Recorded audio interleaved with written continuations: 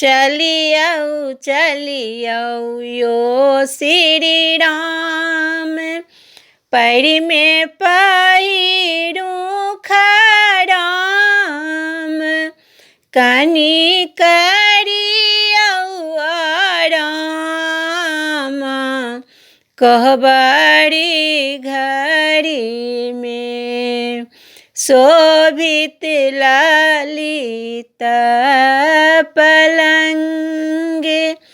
हीरा मोती लागल अंग हीरा मोती लागल अंग भऽ गेल साड़ी हो जी संग कहबरी घड़ी में भऽ गेल साड़ी हो जी संग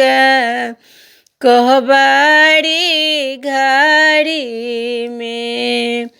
शोभित ललित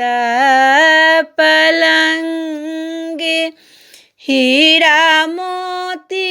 लागल अंग हीरा मोती लागल अंग कनिया से करूं गाल संग कहबरी घड़ी में सुनियौ यो सरकार ई अछि तिरहुत के व्यवहार ई अछि तिरहुत के व्यवहार सासु धाइने छत के बार कहबरी घड़ी में चलियौ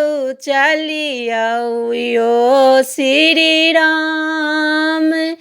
पैरी में पहिरूं खराम कनी करियौ आराम कहबरी घड़ी में।